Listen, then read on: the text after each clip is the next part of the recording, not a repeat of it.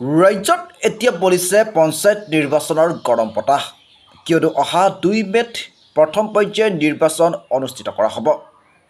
নিৰ্বাচনৰ দিন যিমানেই চমুচপি আহিছে সিমানেই প্ৰতিটো ৰাজনৈতিক দলৰ ব্যস্ততা বৃদ্ধি পাইছে। এয়া টিয়ক আৰু মৰিয়নি সমষ্টিৰ অন্তৰ্গত ৰাজনৈতিক দলসমূহে চলোৱা প্ৰচাৰ অভিযানৰ পৰিৱেশ। হোলোঙাপাৰ জিলা পৰিষদৰ সদস্য পদৰ মিত্ৰজোঁটৰ প্ৰাৰ্থী ৰূপক ৰঞ্জন শইকীয়াৰ হৈ প্ৰচাৰ চলাইছে অগপ কেন্দ্ৰীয় সমিতিৰ সম্পাদক বিকাশ শইকীয়াই। লগতে সং দিছে হোলোঙাপাৰ আঞ্চলিক পঞ্চায়তৰ মিত্ৰজোঁটৰ প্ৰাৰ্থী অৱসৰপ্ৰাপ্ত প্ৰধান শিক্ষয়িত্ৰী বন্তিমা লাহনে। উল্লেখযোগ্য যে সুদীৰ্ঘকাল সামাজিক কাম কাজৰ লগত জড়িত দুয়োগৰাকী প্ৰাৰ্থী যোগ্য, সেয়েহে যোগ্যতাৰ ভিত্তিত দুয়োকে ৰাইজে বিবেচনা কৰিছে বুলি বিশ্বাস কৰিছে সমৰ্থকসকলে।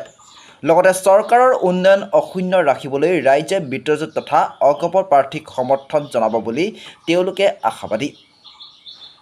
ঠিক তেনেদৰে নৈপৰীয়া অঞ্চলৰ জাজিমুখত পূব টিয়ক জিলা পৰিষদৰ মিত্ৰজোঁটৰ প্ৰাৰ্থী জুৰি শইকীয়া, পশ্চিম টিয়ক আঞ্চলিক পঞ্চায়তৰ সদস্য পদৰ বিজেপি দলৰ প্ৰাৰ্থী দিগন্ত হাজৰিকা, নিৰ্দলীয় ৱাৰ্ড সদস্যৰ প্ৰাৰ্থী তিলেশ্বৰ বৰাকে ধৰি সকলোৱে ঘৰে ঘৰে চলাইছে নিৰ্বাচনী প্ৰচাৰ। ইফালে ৰজাবাৰী অঞ্চলতো পশ্চিম টিয়কৰ আঞ্চলিক পঞ্চায়তৰ সদস্য পদৰ বিজেপি দলৰ প্ৰাৰ্থিত্ব আগবঢ়োৱা দিগন্ত হাজৰিকাৰ হৈ প্ৰচাৰ চলাইছে যোৰহাট জিলা বিজেপিৰ প্ৰাক্তন সভাপতি জ্যেষ্ঠ বিজেপি নেতা জিতু হাজৰিকাই। উল্লেখযোগ্য যে বিৰোধী পক্ষক লৈ কোনো চিন্তাৰ কাৰণ নাই, কেৱল ৰাইজৰ অভাৱ অভিযোগ অৱগত হ'বলৈহে এনেদৰেই প্ৰচাৰ অব্যাহত ৰাখিছে বুলি মিত্ৰজোঁটৰ প্ৰাৰ্থীসকলে মন্তব্য আগবঢ়ায়। বিপুল সঁহাৰি আৰু সহযোগিতা লাভ কৰিছোঁ। আমাৰ লগত উপস্থিত আছে আমাৰ টিয়ক সমষ্টিৰ মাননীয় বিধায়িকা ৰেণুপমা ৰাজখোৱা বাইদেউৰ প্ৰতিনিধি বিকাশ শইকীয়া ডাঙৰীয়া, আৰু মোৰ লগত উপস্থিত আছে আমাৰ এই 23 নম্বৰ গাঁও পঞ্চায়তৰ প্ৰতিনিধি এইবাৰ নিৰ্বাচনৰ অৱতীৰ্ণ হোৱা বন্তি লাহন গগৈ ডাঙৰীয়ানী, আৰু মোৰ লগত আছে এই ৱাৰ্ডৰ আমাৰ নিৰ্দলীয় প্ৰতিনিধি হিচাপে আগবঢ়া হাছিনা বেগম। যে আমি এইবাৰ এটা খুব ভাল পৰিৱেশ পাইছোঁ হোলোঙাপাৰত। দীৰ্ঘদিনৰ পিছত আমাৰ মিত্ৰগোষ্ঠী বিজেপি আৰু গণ পৰিষদ দলৰ এটা ভাল পৰিৱেশ সৃষ্টি হৈছে। কংগ্ৰেছ দলৰ যি কুশাসন, ভ্ৰষ্টাচাৰ, দুৰ্নীতি, লুণ্ঠন, লুটিপুটি খোৱাৰ যি ৰাজনীতি, সেই ৰাজনীতিৰ পৰা পৰিত্ৰাণ পাবৰ বাবে এইবাৰ আমাৰ মিত্ৰগোষ্ঠীক হোলোঙাপাৰবাসী ৰাইজে বা এই অঞ্চলৰ ৰাইজে সঁহাৰি জনাইছে। আৰু আমি আশা কৰিছোঁ যে অহা 2 মে' তাৰিখৰ যি পঞ্চায়ত নিৰ্বাচন, এই নিৰ্বাচনত আমাৰ মিত্ৰ দলৰ সকলো প্ৰাৰ্থী জয়ী হৈ আহিব। নিৰ্বাচনী প্ৰচাৰ চলাই আছোঁ।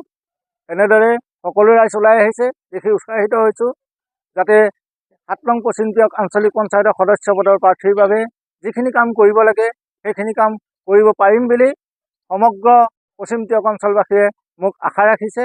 সেই আশা আগত ৰাখিয়েই মই ওলাই আহিছিলোঁ, আৰু সমূহ ৰাইজ মোৰ লগত ওলাই আহিছে দেখি মই সুখী হৈছোঁ।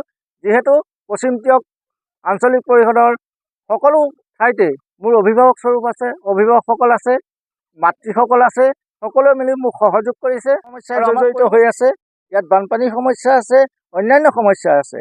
এই ৰাইজে এইবাৰ বিশ্বাস কৰিছে যে পশ্চিম টিয়ক আঞ্চলিক পঞ্চায়তৰ সমূহ নেতৃত্বত এখন সুন্দৰ সমিতি গঠন কৰা হ'ব আৰু আমাক আগুৱাই লৈ যাব বুলি মই আশা প্ৰকাশ কৰিছোঁ।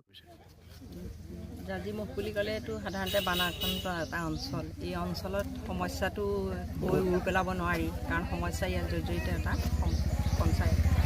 যিহেতু চৰকাৰৰ বিভিন্ন আঁচনি আছে, এই আঁচনিৰ জৰিয়তে যিখিনি পাৰোঁ আমাৰ সাধ্য অনুসৰি আমি সিমানখিনি কৰিবলৈ চেষ্টা কৰিম, যাতে এই পঞ্চায়তৰ অকণমান হ'লেও উপকৃত হয়।